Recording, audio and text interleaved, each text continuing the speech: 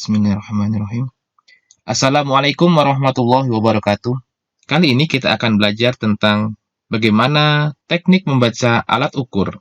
Dan tentunya kita akan batasi untuk beberapa alat ukur yang sudah cukup familiar, terutama alat ukur panjang. Kita nanti akan menggunakan beberapa alat ukur panjang seperti mistar, kemudian jangka sorong atau vernier caliper, dan mikrometer. Dan bagaimana kita melaporkan hasil pengukuran kita sesuai dengan aturan penggunaan angka penting dalam pengukuran. Kita telah berprinsip bahwa pada suatu pengukuran akan selalu terdapat ketidakpastian yang bersumber dari kesalahan dalam pengukuran. Kembali saya akan mengulas apa yang dapat kita perbuat pada saat kita melakukan pengukuran. Di sini saya tuliskan yaitu adalah yang pertama adalah menentukan nilai terbaik, nilai benar yang sesungguhnya. Yang kedua itu adalah menentukan seberapa besar nilai penyimpangan hasil pengukuran kita dari nilai yang sebenarnya. Kemudian yang ketiga adalah melaporkan hasil pengukuran yang dituliskan dengan nilai terbaik plus minus ketidakpastian. Ya, di sini XT itu adalah nilai terbaik dan delta X itu sebagai ketidakpastian. Jadi nanti ada rentang maju mundurnya ya. Nilai terbaiknya itu berada di antara rentang. Tentunya semakin kecil ketidakpastiannya, hasil pengukuran kita akan semakin mendekati nilai yang sebenarnya. Baiklah, di sini kita akan coba belajar bagaimana teknik membaca alat ukur. Walaupun saat ini, seiring dengan perkembangan teknologi, sekarang alat ukur sudah menggunakan mekanisme digital untuk menampilkan hasil pengukurannya. Kita akan belajar secara konsep dasar bagaimana prinsip pengukuran itu, walaupun alat yang kita gunakan adalah alat yang menggunakan mekanisme analog dan mekanik. Sudah cukup banyak alat ukur yang sudah menggunakan mekanisme digital, sehingga akan mempermudah proses pembacaan alat ukur yang kita gunakan. Di sini diberikan sebuah contoh pengukuran sebuah pensil. Berapa hasil pembacaan Anda terhadap pengukuran panjang pensil ini? Sebelum kita mengukur, pastikan kita tahu dulu berapa nilai skala terkecil untuk alat ukur yang kita gunakan. Di sini terlihat bahwa mistar ini menggunakan skala terkecil yaitu adalah 0,5 cm atau 5 mm. Karena skala yang digunakan adalah cukup lebar, kita bisa membuat partisi untuk beberapa ruang kosong yang tidak terdapat garis skalanya. Kita lihat hasil pengukuran pensil ini berada pada kira-kira berapa ya? Ada yang tahu? Nah, terlihat untuk skala yang digunakan di sini kita bisa memperkirakan sebagai nilai pasti ya, nilai eksak 6 cm lebih. Kemudian kita butuh angka di belakangnya. Nah, angka di belakang ini sebagai angka yang kita sebut sebagai angka taksiran. Kira-kira berapa ya?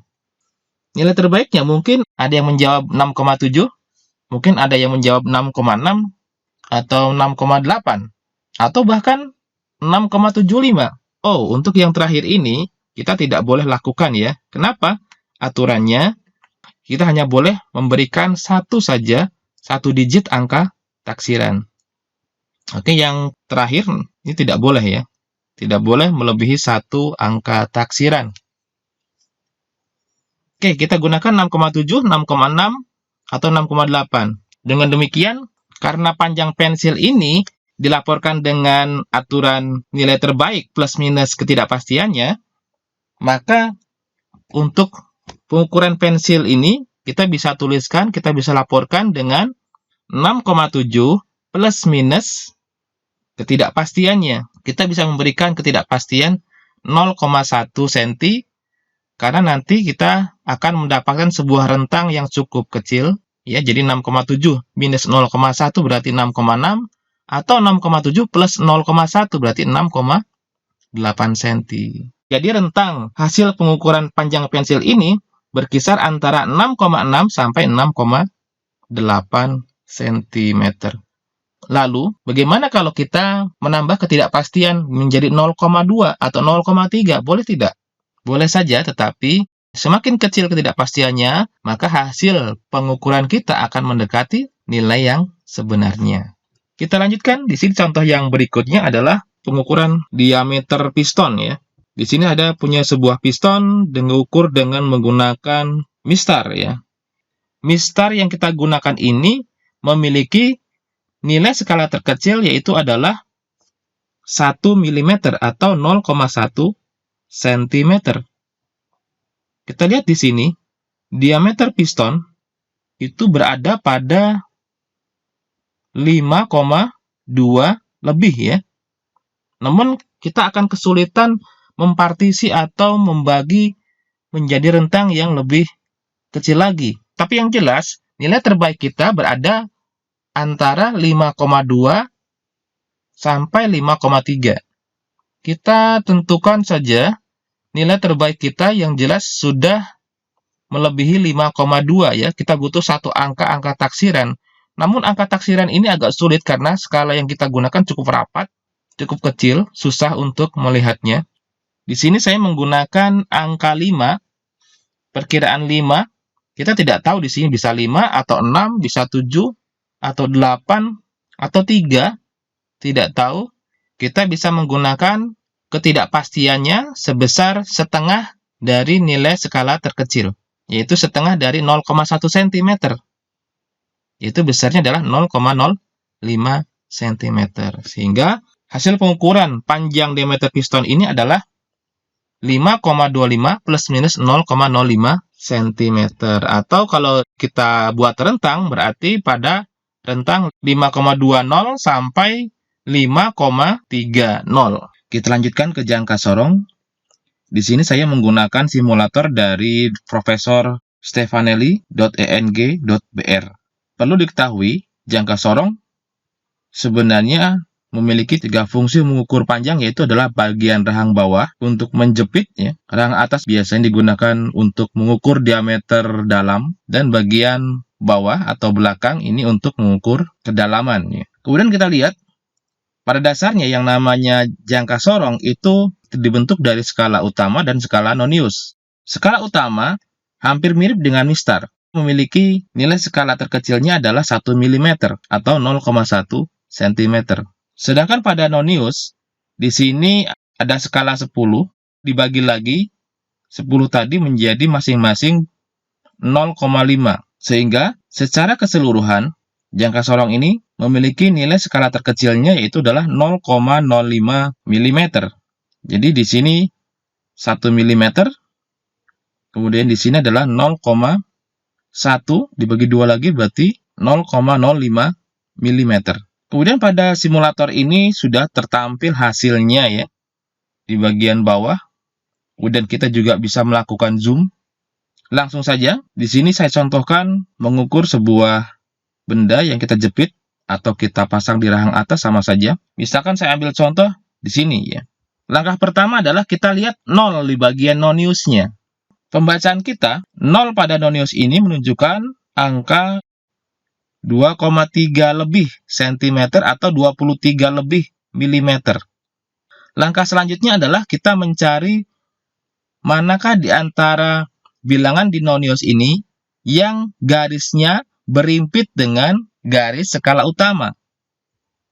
Kalau kita lihat dari sini akan terlihat di bagian sini ya, itu adalah 0,45 mm ya. Sehingga tadi kita sudah dapatkan bahwa untuk pada skala utama kita dapatkan 23 mm ditambah 0,45 mm. Sehingga hasil pengukuran panjang dengan jangka sorong ini adalah 23,45 mm. Kita bisa zoom. Jadi yang berimpit ini ya, 4 ya, 0 ini 4, 5 ya. Ini 4 belum berimpit, 5 juga belum. Jadi ini adalah 0,45 mm. Lagi asal di sini ya. Oke, bagaimana kita mendapatkan 48,50? Pertama, seperti biasa, kita lihat posisi 0 pada nonius. Langsung kita lihat cocokkan dengan skala utama ya. 0 pada nonius menunjukkan bilangan 48 ya. 40 ini 48 mm lebih. Kita lihat di sini 0 pada nonius menunjukkan 48 mm lebih. Nah, lebihnya kita lihat pada nonius. Manakah di antara angka-angka pada nonius ini yang berimpit dengan garis pada skala utama. Kalau kita lihat, kita zoom saja. Nah, ternyata diperoleh angka 5 di sini. Karena ketelitiannya adalah sampai 2 digit, kita bisa tambahkan 0 di situ sebagai angka penting, sehingga angka yang berimpit di sini adalah angka 0,50 ya, karena 0,55 tidak berimpit, kemudian 45 juga tidak berimpit. Tepat 50 atau 0,50 mm, sehingga hasil pengukuran kita menggunakan jangka sorong ini adalah 48,50. Sekali lagi, 48 dari sini, kita dapatkan dari sini, dari skala utama. Lihat angka 0-nya berada pada posisi ini, sudah kelihatan, angka tak terlihat. Kemudian ini adalah angka 5, 6, 7, 8, jadi 48 mm lebih. Kemudian desimalnya kita dapatkan dari garis yang berimpit pada nonius. Kita peroleh angka 5, bahkan ini tepat. 0 ini ditambahkan untuk menunjukkan 0 adalah angka penting. Kita lanjutkan. Selanjutnya, kita gunakan jangka sorong dengan ketelitian yang lebih tinggi lagi. Untuk skala utama, hampir sama dengan yang tadi, sama dengan mistar, yaitu adalah 1 mm. Kemudian di bagian nonius, kita lihat, untuk nonius, seperti biasa, ada 10 skala, namun masing-masing skala ini kita bagi lagi, sehingga ini nilai 0,1 dibagi 5, jadi 0,02. Jadi secara total, nilai skala terkecil untuk jangka sorong ini adalah 0,02 mm. Oke, langsung saja kita lihat contoh. Kita ambilkan contoh di sini. Misalkan ambil 34,58 mm, kita dapat dari mana? Kita lihat 0 pada nonius berada pada posisi 3,4 cm lebih atau 34 mm lebih ya. Kemudian setelah itu kita cari desimalnya pada nonius, angka mana yang garisnya berimpit dengan garis pada skala utama. Kita zoom saja. Nah, inilah angka yang berimpit ya. 0,5, jadi 0,52, 0,54, 0,56, 0,58. Sehingga hasil pembacaan jangka sorong kita adalah 34,58 mm. Contoh yang lain, agak besar. Oke, kita lihat di sini posisi 0 pada nonius. Berapa ini? Berada pada posisi 78 mm lebih. Sisanya adalah, kita lihat garis yang berimpit. Yang berimpit adalah ini, ya. Coba kita zoom. Yang berimpit adalah garis ini. Garis ini tidak lain adalah, kita mulai dari sini, 0,50, 0,52, 0,54, 0,56. Berarti hasil pengukuran menggunakan jangka sorong kita adalah 78,56 mm. Selanjutnya adalah pengukuran panjang menggunakan mikrometer. Ya, jadi mikrometer biasanya digunakan untuk mengukur ketebalan benda-benda tipis yang berbentuk plat dengan cara memutar skrupnya ini ya. Memutar skrup, maka kalau diputar maka akan terlihat angkanya semakin terbuka ya. Kemudian ini rahangnya juga semakin melebar. Seperti ini. Kalau kebalikannya maka akan mengecil ya. Kita lihat di sini ada skala utama, ada angka 0, 5, 10 ya. Jadi yang dituliskan hanya angka 55, 1, 2, 3, 4 tidak dituliskan. Kemudian kita lihat misalkan contoh di sini adalah